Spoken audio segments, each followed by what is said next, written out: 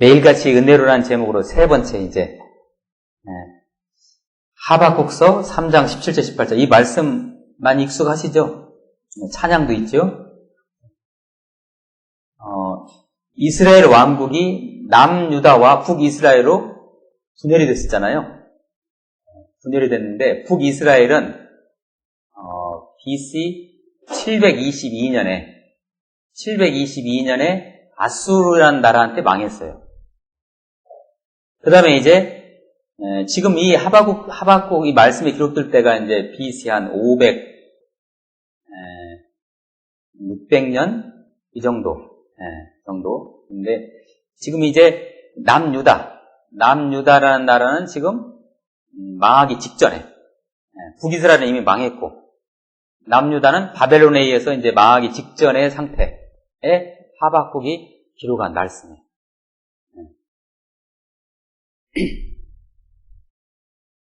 역사적으로 볼 때 한 나라가 멸망해가는 과정 속에서는 어떤 징후가 나타납니다. 그리고 모든 나라가 다 흥망성쇠가 있는 거죠. 역사에서 우리는 그걸 많이 배우죠. 가령 한 국가의 지도자가 무능하다든지 부정부패가 심하다든지 또는 지도자나 백성이 너무나 방탕하여 타락한다든지 그래서 백성들의 민심이 떠나고 나라로부터 떠나고 우왕좌왕하고 흉흉한 소문이 들고 유언비가 난립한다든지 그 다음에 전쟁의 소문이 돈다든지 어떤 전염병이 나라를 공포의 도가니로 몰고 간다든지 이런 것들이 거의 역사적으로 볼 때 한 나라가 망하기 직전에 있는 그런 상황들입니다. 고대에서는 성경적으로 볼 때 고대에서는 이러한 때 그 나라가 흔들리고 있을 때 선지자나 의인이 나타납니다. 사람들은 우매해져 가지고 그리고 불안해하고 칼피를 못 잡고 방향을 못 잡고 있어요. 이런 환란이 오게 되면 못 잡고 있을 때 하나님과의 교통을 하고 있는 선지자들이 그 백성들에게 하나님의 말씀을 대언합니다. 그 선지자가 나와가지고 말씀을 이제 하죠. 가령 우리 성경에 가면 이사야서, 아모스서, 예레미야처럼 이런 선지자들이 나오죠. 망하기 직전에 전부 다 나오는 거예요, 이거 지금. 그죠? 유다가 망하기 직전에. 아주 부정부패하고, 그 하나님에 대한 예배도 없어지고, 그런 상황 속에서. 이런 이사야나 아모스나 예레미야 같은 선지자들은 하나님의 말씀을 받아가지고 그 백성들에게 직격탄을 날려요. 당신들이 이렇게 살면 죽어. 이런 선지자들이죠, 이게. 그런 반면에 호세아나 하박국 같은 이런 선지자들은 오늘 이 하박국 같은 이 하박국이 여러분 다른 것이 아니고 사람 이름이에요, 이게. 선지자 이름이에요. 하박국 좀 이상하죠? 하박국 이 선지자는 위로와 소망을 주는 선지자 쪽에 들어갑니다. 우리 대한민국은, 우리 한반도는 이러한 선지자가 지금 필요할 때입니다. 지금 백성들이 방향을 잃고 있잖아요. 그죠? 엄청나게 지금 혼란에 처해 있어요. 그리고 더군다나 요새 메르스까지 와가지고 도대체 이게 뭐하냐 이게. 이럴 때 백성들에게 확고하게 하나님의 뜻을 전하고 백성들이여 혼란에 처하지 말고 하나님의 방향으로 나갑시다 라는 어떤 방향을 제시하는 선지자가 필요한 때입니다. 지금 이 시기가. 자, 이 말씀의 배경은 남유다, 아직 망하지 않은 남쪽 유다라고 했어요. 남쪽 유다. 이 남유다가 이제 망하기 직전이에요. 하나님의 말씀으로부터 멀어지고 죄악이 차고 겁탈과 강포와 변론과 분쟁이 일어나고 정의가 다 물 건너갔어요. 이때 당시 왕이 누구였냐면 여러분 반가워하겠네. 여호와김이라는 김씨예요. 김씨. 여호와김이라는 김씨가 아니고요. 여호와김이라는 왕이었는데 아주 악하고 무능하기로는 유다 역사에서 최고로 망하기 직전에 이런 왕들이 출몰하는 거예요. 하늘을 찌르는 왕이었어요. 무능하기로 아주 그냥. 하박국서 1장 13절에 가면 이렇게 하박국 선지자는 탄식합니다. 어찌하여 거짓된 자들을 방관하시며 하나님께 지금 탄식하는 거예요. 악인이 자기보다 의로운 사람을 삼키는데도 잠잠하시나이까. 이 왕에 대해서 하는 말이에요. 왕이 아주 폭정을 하고 백성들을 힘들게 하는데 왜 하나님 가만히 계십니까? 그렇게 하박국 선지자가 따지는 거예요. 하박국 선지자는 가슴을 치며 계속 울부짖습니다. 하박국서 1장 2절 말씀 제가 읽어드립니다. 여호와여, 내가 부르짖어도 주께서 듣지 아니하시니 어느 때까지리이까? 내가 강포로 말미암아 위쳐도, 내가 강력하게 위쳐도 주께서 구원하지 아니하시나이다.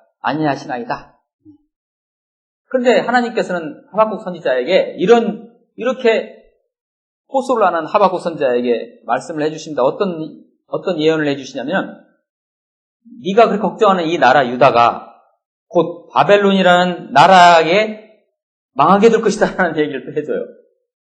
하박국 선지자. 그러니까 하박국 선지자는 마음이 더 불편한 거예요. 나라가 이 모양 이 꼴도 지금 마음이 아픈데 이 나라가 누구한테? 바벨론한테 꼭 망한다고 하니까, 아니 하필이면 왜 망해도 그런 이상한 나쁜 나라 바벨론이라는 나라한테 망합니까? 하나님이 정말 살아계십니까? 하나님의 공의와 정의가 살아있습니까? 라고 이 하박국 선지자가 막 따지면서 난리를 치고 있습니다. 이게 지금 하박국 선지서 1장, 2장 내용이 그런 내용이에요. 전부 3장으로 되어 있는데 하나님이 대답하십니다. 그런데 하나님이 대답하세요. 이 묵시는, 하나님의 계획과 섭리는 정한 때가 있나니 그 종말이 속히 이르겠고 결코 거짓되지 아니하리라. 비록 더딜지라도 기다리라. 지체되지 않고 반드시 응하리라. 그러니까 악인이 성공하고 악한 나라가 비록 유다를 망하게 하지만 그 바벨론도 결국 망하게 될 것이다. 그리고 때가 되면 하나님의 공의가, 하나님의 정의가 이 땅에 펼쳐질 것이다. 라는 그런 약속의 말씀을 주셔요. 근데 여기에서 금방 제가 읽어드린 말씀이 하박국서 2장 3절 말씀인데요. 거기에 기다리라라는 말을 말해요. 기다리라. 아니, 하나님의 정의가 있다면 세상에 이렇게 돼서는 안 되잖아요. 그죠? 근데 우리는 이거 어떻게 봐야 돼요? 그러나 하나님은 우리에게 그렇게 말씀하세요. 하나님은 살아계시다. 하나님의 정의와 공의는 시퍼렇게 살아계시다. 그러므로 기다리라. 반드시 내가 심판하리라. 라는 말씀을 주시는 거예요. 하박국이 이 말씀을 받습니다. 그리고 이 직후에 나온 그 말씀이 어떤 말씀이냐면 하박국서 2장 4절 말씀인데 오늘 말씀을 이렇게 올려놓았는데 제가 깜빡 못 올렸어요. 의인은 그의 믿음으로 말미암아 살리라 라는 말씀을 주십니다. 의인은 그의 믿음으로 말미암아 살리라. 자, 우리 서로 인사 한번 나눕시다. 자, 믿음으로 우리 서로 삽시다. 믿음. 여러분, 믿음이 뭐예요, 믿음이? 자, 의인은 그의 믿음으로 말미암아 살리라는 말씀, 이 말씀의 근거에서 사도 바울이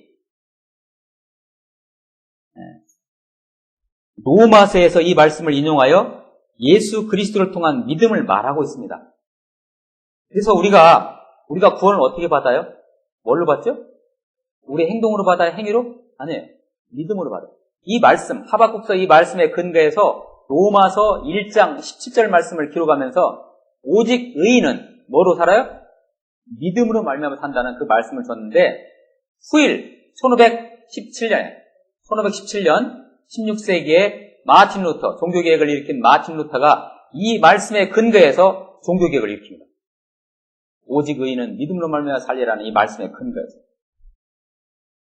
자, 연결해 두시죠? 여러분은 믿음이 있으십니까? 새삼스럽게 제가 이렇게 질문을 드립니다. 여러분이 가지고 있는 믿음이 뭐예요? 그 믿음이라는 게 뭐예요? 오직 의인은 믿음으로 말미암아 산다고 되어 있고 그것이 로마서 말씀에 인용이 됐고 그걸 가지고 마틴 루터는 종교개혁을 일으켜가지고 인간의 행위로, 인간의 어떤 행동으로 구원받는 것이 아니고 뭐로요? 믿음으로 구원받는다는 그런 말씀을 했는데 그 믿음이 뭘까요? 여러분 그 믿음 가지고 계세요? 자, 오늘 하박국서의 말씀에 의하면 그 믿음이 뭐라고 했어요? 기다리는 거라고 했어요. 뭘 기다려요? 하나님께서는 분명히 공의를 가지고 심판하시는 분이기 때문에 지금 상황이 어렵고 이상하고 잘 맞지 않더라도 하나님을 끝까지 믿으면서 기다리는 것이 바로 뭐라고요? 믿음이라는 거예요. 그것이 믿음. 하박국 선지자가 해석한 믿음이라는 게 그거였어요. 기다리는 거예요. 기다리는 거예요. 자, 그 믿음은 예수 그리스도께서 돌아가심으로써 우리 죄를 끊으시고 주신 그 믿음입니다. 거기에 대한 믿음이죠. 그렇죠? 우리가 그걸 믿지 않습니까? 예수님께서 내 죄를 끊으시기 위해서 돌아가셨다. 그리고 부활하셨다. 그리고 승천하시고 다시 재림하실 거라는 것을 우리가 믿잖아요. 이게 신앙 고백이잖아요. 그죠? 근데 여러분, 그 믿음이라는 것이 우리는 예수님이 내 죄를 위해서 십자가에 못 박으시고 돌아가셨다. 그 믿기만 하면 된다고 해서 우리는 그 믿음이 그냥 값싸게 여기잖아요. 여러분, 그 믿음이 값싼 믿음입니까? 아니에요. 그냥 믿으면 구원받는다고 하니까 사람들은 그렇게 생각해요. 믿음이라는 건 참 값싼 것이구나. 아니에요. 엄청난 대가를 치른 거예요. 누가 죽었어요? 하나님이신 예수님이 죽은 대가를 치른 그 믿음이에요. 그러니까 이건 그냥 그 허튼 믿음이 아닌 거예요. 그러면 그 믿음, 하나님이신 예수님을 죽여서까지도 인류를 구원해 줬던 그 복음, 그걸 믿는 그 믿음을 가진 자는, 그러니까 예수 그리스도의 의를 체험한 자들이죠. 끝까지 하나님의 뜻이 성취되는 그때까지 기다릴 수 있다는 것입니다. 네. 납득하십니까? 그게 믿음이라는 거예요. 나 예수 믿지. 그게 믿음이 아니고요. 예수 믿었으면 어떤 환란이 오더라도, 금방 내 목에 칼이 들어오더라도 하나님의 뜻을 끝까지 신뢰하면서 하나님의 뜻이 성취될 그때까지를 그냥 기다리는 거죠. 이게 믿음이라는 거예요. 다시 제가 설명드리면, 예수 그리스도를 통해 의를 체험한 자들은 예수 그리스도께서 체험하신 것과 같은 죽음과 인내와 고통과 고난의 시간들이 온다 하더라도 끝까지 인내하며 승리할 수 있다는 거예요. 이게 믿음이에요. 물론 중간에 여러 가지 고비와 갈등의 순간들이 오겠지요. 이제 공의의 하나님은 유다를 바벨론을 통해서 심판하시기로 하셨어요. 제가 조금 전에 말씀드렸다시피 어떤 나라요? 그 방법은 바벨론이라는 나라를 통해서 유다를 침략해가지고 포로로 잡아가게 하는 방법이었어요. 말이 안 되잖아요. 이제 그 시기가 다가오고 있어요. 임박하고 있어요. 선지자 하박국은 이렇게 노래합니다. 3장 16절인데 내가 들었으므로 뭘 들어요? 그 소식을 들어요. 지금 바벨론 군대가 쳐들어와요. 내가 들었으므로 내 창자가 흔들렸고 그 목소리로 말미암아 내 입술이 떨렸도다. 하나님께서 주시는 말씀으로 말미암아 우리를 치러 올라오는 환난 날을 내가 기다림으로 썩이는 것이 내 뼈에 들어왔으며 내 몸은 내 처소에서 떨리는도다. 이렇게 하박국 선지자는 말씀을 선포합니다. 그래서 그의 입에서는 이러한 기도가 나옵니다. 여호와여, 주는 주의 일을 이 수년 내에 부응하게 하옵소서. 이 수년 내에 나타내시옵소서. 진노 중에라도 긍휼을 잊지 마옵소서. 여러분, 진노라는 게 뭐예요? 바벨론 군대가 쳐들어오는 거죠. 바벨론 군대에서 망하는 것이 진노잖아요. 그렇지만 그러한 진노가 있음에도 불구하고 하나님 끝까지 우리 민족을 긍휼을 가지고 봐주시옵소서라고 기도하는 거예요. 그런 상황에서. 이게 선지자예요. 이런 사람들이 선지자예요. 바로. 여러분 자신을 한번 여기 한번 맞춰가지고 한번 이 말씀을 받으시기를 바랍니다. 이어지는 바로 오늘 말씀입니다. 이제 오늘 말씀. 하박국은 하나님께 찬양을 올려드립니다. 이 상황에서. 어떤 찬양인지 한번 볼까요? 우리 말씀. 오늘 17절, 18절 말씀을 같이 한번 읽어봐요. 이게 찬양. 노래 부르는 거예요. 하나님께 찬양 올려드려요. 같이 읽습니다. 시작.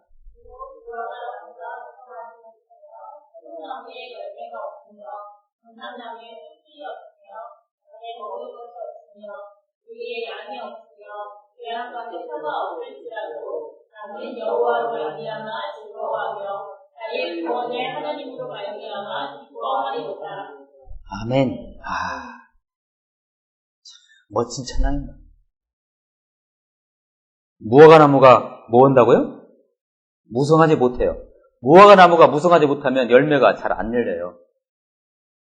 근데 우리가 그냥 무화과나무가 안 열리는가 보다 이게 아니고요.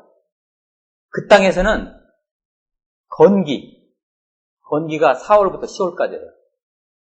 건기 동안에 서민들이 먹을 수 있는 유일한 과일이 무화과나무예요. 그런데 무화과나무가 무성치 못해요. 무화과나무 열매가 그 건기 4월에서 10월까지 5번을 열려요. 5번. 열매가. 네, 우리나라하고 다르죠? 열매가 5번을 여는데 그것을 따가지고 팔기도 하고 그걸 먹기도 하고 그래요. 근데 그것이 안 열리면 어떻게 돼요? 희망이 없는 거예요, 이거요. 그런 얘기예요. 이거 살벌한 얘기예요, 지금. 무화과나무가 무성치 못해요. 또 하나는 뭐예요? 포도나무에 뭐가 없어요? 열매가 없어요. 여러분, 포도나무라는 것은 그 땅에서는 하나님의 특별한 섭리가 없으면 도저히 열매를 맺지 못하는 나무예요. 그러면 열매를 맺지 못했다는 것은 뭐가 없어졌다는 얘기예요? 하나님의 도우심의 섭리가 없다는 얘기예요. 이런 상황이죠. 또 하나는 뭐예요? 감람나무. 여러분, 감람나무를 다른 말로는 올리브나무라고 합니다. 저 시중에 가면 올리브 기름 있죠? 근데 그건 가짜래요. 가짜래요. 속지 마세요. 그 땅에 올리브 기름은 진짜 그 올리브나무. 올리브는 그들에 있어서 굉장히 중요한, 귀중한 열매예요. 그런데 그 올리브가 어떻게 됐어요? 감람나무에 열매가 소출이 없어요. 뭐가 안 나타나는 거예요. 근데 이 올리브나무라는 것은 어떤 나무냐면요, 도저히 살 수 없는 그 땅에서 자라는 나무예요. 보통 식물들, 다른 식물들은 다 죽는데 올리브나무만 딱 살아있는 그 땅에서 자라는 나무가 올리브나무인데, 올리브나무가 소출이 없다는 얘기는 뭐예요? 땅도 다 메말랐다. 땅도 이제 끝났다는 거예요. 여러분, 이거 뭐예요? 인생에 뭐가 없어진 거예요? 소망이 없어진 거예요. 아무것도 없어진 거예요. 새카만 거예요, 그냥. 그런 거예요. 그냥 단순히 열매가 안 열리는 거, 그런 문제가 아니에요. 생업이 어떻게 된 거예요? 생업이 다 거들나 버린 거예요. 집안 살림이 다 거들난 거예요. 우리의 또 뭐가 없어요? 목축하는 나라인데 우리의 양이 없네요. 외양간에 소도 없네요. 희망이 뭐가 있어요? 아무것도 없어요. 그런 상황에서 하박국 선지자가 하나님께 찬양을 드리는 거예요, 지금요. 제가 18절을 다시 읽어드릴게요. 이런 상황. 자, 외양간에 소가 없을지라도 나는 여호와로 말미암아 즐거워하며, 누구로 말미암아? 여호와로 말미암아, 나의 구원의 하나님으로 말미암아 기뻐하리로다. 사랑하는 무디교 동역자 지체 여러분, 2015년 우리 대한민국을 살아가면서 우리는 여러 불평들을 늘어놓을 수 있습니다. 왜 하필이면 우리 민족은 수천 번의 위세 침략을 받고 당하고만 살지? 지정학적인 위치도 하필이면 러시아, 중국, 일본 등에 둘러싸여 있고, 그렇죠? 거기에 지구상에 유일하게 분단된 국가, 그걸로 인해 치러야 되는 대가도 톡톡히 치르고 있고, 정치는 불안하지요. 대통령의 리더십에 대해서 다소 불만이 있지요. 그리고 메르스가 하필이면 우리 사우스 코리아에만 지금 창궐 합니다. 그리 안에도 경제가 안 좋은데 메르스 때문에 서민들의 삶이 지금 난립니다. 어느 곳을 가도 사람들의 왕래가 많이 끊기고 있습니다. 주님, 언제까지 우리가 이렇게 살아야 됩니까? 하박국 선지자의 그 17절 말씀과 같이 가지 않습니까? 왜 우리 대한민국에 이렇게 예단스럽게 메르스를 허락하셨을까요? 아마 우리는 정확히 알 수는 없지요. 그러나 우리는 회개해야 된다, 이 시대에. 정말 우리 백성들이요, 다 같이 통의하고 자복하고 죄를 뿌리면서 하나님 앞에서 통의하고 자복하는 기도해야 돼요. 하나님께서 우리에게, 우리 백성들에게 각성하라고 주는 어떤 휘초리일지도 모릅니다. WHO에서도 고개를 갸우뚱하고 있어요. 메르스라는 병균이 이런 병균이 아닌데 왜 대한민국에서 이런 현상들이 나타날까 하는 의아스러움을 가지고 있어요. 이걸 해석을 못해요. 하나님만 아시겠죠? 지금 메르스만 바라보고 메르스가 준 여러 궁핍과 환난한 상황만 바라보면 이거요, 서로 싸움만 게 돼 있어요. 그죠? 서로 경계하고 관계가 이간질되어서 서로 원망하다가 이거 잘못하면 국가적인 대란으로 갑니다. 우리 경계해야 돼요. 일단 국가에서는 악성 루머들을 통제해야 됩니다. 지금 악성 루머들이 많이 지금 막 나오고 있잖아요. 이 악성 루머나 유언비어가 흘러다지 않도록 철저하게 국가는 정보를 공개해야 돼요. 그것이 떠다지 않도록 해야 될 것 같죠. 또 한 가지는 이것이 이제 지금 가려져 있는데 지쳐있는 의료진들을 수없이 격려해야 됩니다. 그럼 기도해 주세요. 네. 의사들이, 간호사 선생님들이 지금 지쳐가지고 메르스 다루는 어떤 분들은 사직도 하고 그런데요. 지금. 의사들이 나 진료 못 온다고 하면 어떻게 돼요, 이제? 안 되잖아요. 그리고 국민들은 국가의 정보를 신뢰하고 차분하게 메르스 확산을 막는 공중 도덕을 잘 지켜야 합니다. 지금 우리들이. 그리고 나라의 지도자를, 우리 박근혜 대통령을 여러분, 어떤 상황이 오더라도 끝까지 신뢰해야 됩니다. 끝까지 신뢰해야 돼요. 어떤 상황이. 이게 지금 너무 중요한 우리의 자세예요. 끝까지 신뢰해야 돼요. 이러한 상황일수록 말을 서로 들순대로 또 아껴야 돼요. 나라가 환란이 있으면 서로 말을 많이 하면요. 어떻게 되겠어요? 이상해져요. 한편 우리 교회에서는 깨어서 기도해야 됩니다. 크리스천들은 믿음을 가지고 기도하면서 하나님의 궁극적 긍휼과 은혜를 신뢰하며 기다려야 합니다. 이때 우리가 세상 사람들 지금 엄청나게 지금 막 절망하고 원망하고 난리거든요. 그럼 우리는 어떻게 해요? 우리 크리스천들은 어떻게 살아가야 돼요? 그들에게 어떤 태도로 보여야 돼요? 이게 중요합니다. 이게 바로 선지자로서의 사명인 거예요. 이 시대에. 그리고 우리의 이러한 모습과 태도, 우리는요, 담대하게. 자, 조금 전에 제가 말씀드린 이러한 태도를 가지고 나라를 위해서 기도하고, 지도자를 위해서 기도하고, 서로 이간자란 악한 영들이 역사하지 않도록 기도하면서 아주 성실하고 의연한 자세를 그들에게 보여주는데, 세상 사람들에게 그걸 보여줘야 돼요, 우리 크리스천들. 걱정 마라. 하나님께서 분명히 이 환란 고쳐주실 것이다. 조금만 참자. 인내하자. 이런 식으로 말합니다. 오늘 말씀 다시 한번 읽어보실까요? 그 말씀이 그런 말씀이었습니다. 자, 17절, 18절 말씀 다시 한번 읽습니다. 시작.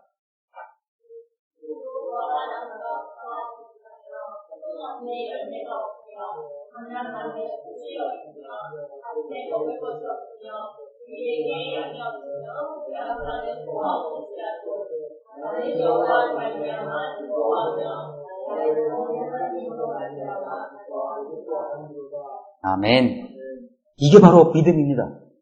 이게 믿음입니다. 우리의 이러한 담담한 태도가 어디에서 나올 수 있습니까? 아니, 지금 메르스로 사람들이 막 죽어갖고, 만약에 우리 인구 전체 3분의 1이 죽어가고 있다고 해봐요.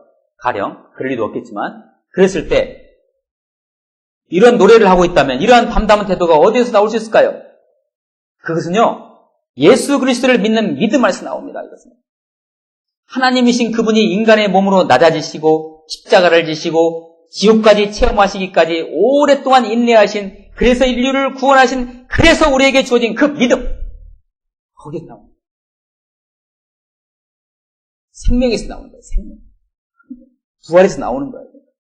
결코 거저 얻어진 믿음이 아닙니다, 이 믿음이. 그 믿음 가지고 계시죠? 네. 우리 그리스도인들이 이렇게 믿음으로 나아가야 하는 또 다른 궁극적인 이유는 이 시대를 구원하는 차원에서 대한민국을 사랑해서도 그렇지만 여러분, 이 대한민국에 맞물려 있는 어떤 나라가 있습니까? 하나님 나라가 있어요. 우리가 대한민국을 포기할 수 없는 이유가 거기에 있는 거예요. 우리의 조국이기도 하지만 이 나라는 하나님 나라예요. 하나님 나라. 대한민국과 하나님 나라 이렇게 맞물려 있어요. 이 땅 대한민국이라는 나라에 국한되지 않고 하나님 나라를 바라보는 자들은 장차 완성될 예수 그리스도의 나라를 바라보고 있는 것입니다. 그죠? 비록 지금은 보이는 것이 없을지라도 여러분 그것을 영적인 눈으로 보셔야죠. 어떤 사람들은 이렇게 대한민국을 저주합니다. 메르스로 망해버려라. 여러분, 그거 하나님께 대한 저주인 거예요, 그거는. 우리 대한민국이 하나님 나라예요, 우리가.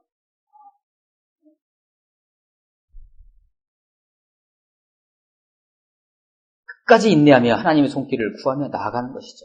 우리가 이러한 행동을 하며 이 난국의 시대를 살아갈 때 바로 우리가 세상에 대하여, 세상을 향하여 선지자 역할을 하며 살아가는 것입니다. 그리스도인들이 당당하게 살아가는 이러한 삶이 바로 은혜의 삶입니다.